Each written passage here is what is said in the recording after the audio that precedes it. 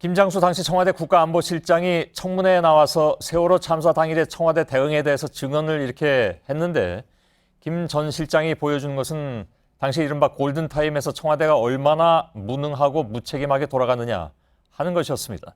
취재 기자와 함께 따져보도록 하겠습니다. 정치부 허진 기자가 나와 있습니다. 자, 세월호가 진도 앞바다에서 표류를 하기 시작한 시점을 4월 16일 오전 8시 50분쯤으로 대개 봅니다. 근데 청와대에서 상황이 전파되기 시작한 것이 30분이 훨씬 더 지나서였네요.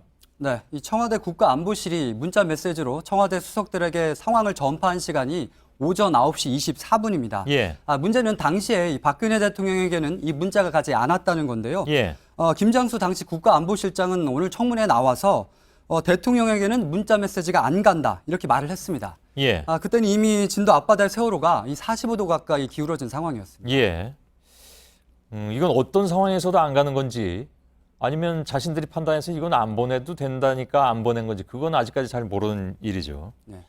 아무튼 500명 가까운 국민 생명이 달린 문제인데 대통령한테는 문자가 전혀 안 갔다는 것이 뭐 상식적으로 역시 이해가 안 가는 부분이고 그럼 첫 보고를 받은 시간은 30분이 더 넘게 지나서죠. 박 대통령이 받은 게. 네. 이 박 대통령이 첫 보고를 받은 시간은 오전 10시입니다. 표류를 시작한 지 1시간 10분 뒤인데요. 예. 이미 지적됐듯이 대통령이 제면 보고를 받은 게 아니라 이 서면 보고를 받았습니다. 예. 문제는 당시 김장수 전 국가안보실장이 이 박 대통령이 어디에 있는지를 몰라서 이 청와대 본관 집무실 그리고 관저 두 군데에 서면 보고서를 보냈다는 겁니다. 예. 안보 문제가 발생을 하면 국가안보실장은 이 대통령과 즉각적으로 논의를 해야 할 텐데 그런데도 안보실장은 대통령의 소재를 몰랐다는 겁니다. 예. 대면 보고를 하고 싶어도 어디 있는지 모르니까 못하는 그런 상황이 됐을 것 같기도 하고 네. 본인은 집무실에 없었기 때문에 관저에 거기까지 가서 대면 보고하기 어렵다고 얘기하는데 그것도 모순입니다. 왜냐하면 어딘지 몰랐다고 얘기하고 네. 있기 때문에. 김장수 실장의 보좌관이 본관 집무실에 가서 서면 보고서를 전달한 뒤에야 본관에 없었다는 것을 알았다. 이런 얘기도 나왔습니다. 그런데 당시 서면 보고는 했지만 그 보고를 그러면 대통령이 확인했느냐 이것도 몰랐다면서요? 네, 김장수 전 실장은 안봉근 당시 제2부속비서관에게 서면 보고서를 이 보좌관을 통해서 전달을 했는데 예. 대통령이 이를 직접 확인을 했는지는 모른다라고 얘기를 했고요. 오늘도 그거에 대해서는 사실 확인을 하지 않은 걸로 봐서는 여전히 확인을 못한 걸로 보입니다. 그럼 자신이 보고한 내용을 지금 2년 반이 지나도록 당사자가 확인했는지 안 했는지 모르고 있었다는 얘기인가요? 네, 그렇게 추정을 할 수밖에 없는 상황입니다. 예. 어쨌든 세월호 침몰에 대한 박 대통령의 첫 지시는 이 서면 보고가 있은 후에 15분 뒤, 그러니까 10시 15분에 돼서야 나왔습니다. 예. 이 표류를 한 지 1시간 25분 만입니다. 박 대통령 당시 전화로 김장수 실장에게 이 단 한 명의 인명피해도 발생하지 않도록 하라. 이렇게 지시를 내렸다고 합니다. 예. 하지만 당시 세월호는 이미 108도가 기울었었고 약 15분 뒤인 10시 31분에는 세월호가 전복이 돼서 침몰을 했습니다. 전혀 딴 세상에 있었던 사람처럼 지시했고 보고했고 뭐 이런 상황이 돼버리는 건데 아무튼 이미 골든타임은 다시 나간 뒤였습니다. 정부는 구조 인원도 잘못 집계했고. 네, 이 190명을 이중으로 계산을 해서 당시에도 논란이 됐었는데요. 예. 2시 50분에 김장수 당시 안보실장은 이 대통령에게 유선으로 보고를 합니다. 오늘 김 실장은 그 당시에 보고를 할 때 약 4, 5분간 통화를 했다고 하는데 예. 그런데 좀 이상한 거는 대통령이 보고를 받은 뒤에 전화를 끊었다가 2, 3분 뒤인 2시 57분에 김 실장에게 다시 전화를 걸어서 구조 숫자가 잘못된 것에 대해서 질책을 했다. 이렇게 청와대는 해명을 하고 있는데 예. 200명이 가까운 목숨이 잘못 집계가 됐는데 왜 전화를 끊었다가 다시 전화를 한 건지 그건 현재도 좀 알 수가 없는 상황이고요. 예. 당시 중앙재난안전대책본부는 세월호가 완전히 침몰이 됐다. 이렇게 발표를 한 게 오후 2시였습니다. 오후 2시. 네. 그로부터 훨씬 거의 1시간 뒤에 해서 질책을 했다. 네. 이것도 역시 또 딴 세상에 있었던 사람처럼 느껴지기도 하고. 더 좀 오늘 눈에 띄는 것이 김장수 전 실장이 오늘 청문회에서 본인은 당시 세월호 참사보다 안보를 더 신경 썼다 이 말을 했대요. 좀 상식적으로 납득이 안 되는 말을 했는데요. 예. 이 부분은 직접 한번 들어보시겠습니다. 예. 그 뒤부터는 안보실장은 오로지 안보에만 전념을 했습니다.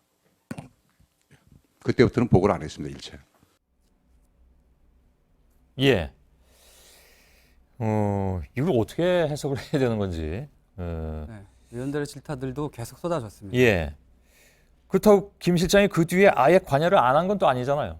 네. 더불어민주당 박범계 의원이 세월호 참사 다음 날이죠. 4월 17일에 당시 국가안보실 상황반장이 해경 측에 연락을 해서 지금 국가안보실장님께서 보고서가 왜 안 오냐라고 했다는 말을 이렇게 오늘 그 청문회에서 얘기를 했는데 예. 그런데도 김장수 실장은 이거를 안보 상황 보고 이렇게 주장을 했습니다. 예. 이거 뭐 도무지 이해가 안 가는 그런 상황입니다. 청와대가 이렇게 무능하고 무책임하게 대응하는 사이에 청와대에는 박 대통령의 머리를 손질하는 미용사가 온 거군요. 네, 박 대통령의 머리를 손질해주는 미용사가 예. 오후 3시 22분에 청와대에 도착을 해서 4시 37분까지 그러니까 약 75분간 청와대 경내에 머물렀다고 합니다. 예. 그렇지만 청와대는 실제 머리 손질은 시간은 20여 분이다. 이렇게 해명을 하고는 있습니다. 예. 그 뭐 나온 얘기긴 합니다만 그거에 대해서도 이해할 수 없다는 반응이 주류입니다. 아무튼 급박한 상황에서 머리 손질했다는 사실은 청와대가 그나마 뒤늦게 또 확인한 사항이긴 한데 그리고 나서 5시 15분에야 중앙재난안전대책본부를 방문했잖아요. 네, 세월호가 굉장히 긴 시간이 들어갔던 것이고. 네, 예. 세월호가 오전 8시 50분에 표류를 시작을 했는데 8시간 25분 만에 박 대통령이 중대본에 방문을 한 겁니다. 예. 자, 그런데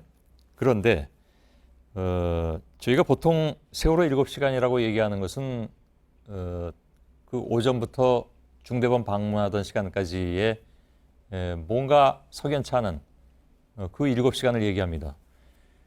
근데 사실은 또 궁금한 것은 많은 사람들이 이 부분을 그 앞에 7시간 때문에 잊고 있는데 그 뒤에는 그러니까 그 중대본 방문 시간이 몇 분 정도 걸렸습니까? 그 긴 시간은 걸리지 않은 걸로 알고 제가 있습니다. 듣기로는 15분, 이건 좀 네. 확인해 봐야 됩니다만 네. 30분 이내의 시간이었습니다. 네. 그 이후로부터 그러면 그 밤중까지 뭐 또 다른 7시간이라고 표현해도 될 것 같습니다. 네. 그 또 다른 7시간에는 무슨 일이 있었습니까? 일단 청와대가 밝힌 자료에 따르면 예. 중대본을 다녀온 뒤에도 대통령은 구조 상황에 대해서 청와대 정무수석실로부터 3번의 서면 보고를 더 받았다라고 나왔습니다. 예. 그리고 당시 그 청와대 조리장의 언론 인터뷰를 보면 박 대통령이 오후 6시에 평소처럼 식사를 했다. 이런 내용이 있는데 예. 문제는 청와대가 밝힌 자료에도 박 대통령이 저녁 식사 이후에 어떠한 지시를 했다. 이런 내용은 없는 겁니다. 3번의 서면 보고 그것도 청와대 주장이고 네, 받았다는 거지 예. 어떤 내용을 지시를 했다. 이 내용은 청와대가 밝힌 자료에도 없기 때문에 예. 대통령이 저녁 식사 시간 이후에는 그럼 손을 놓았다는 거냐 이런 의심이 제기될 수밖에 없는 상황입니다. 예. 알겠습니다.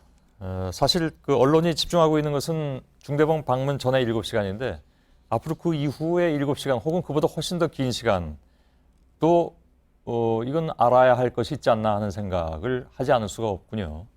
허진 기자였습니다.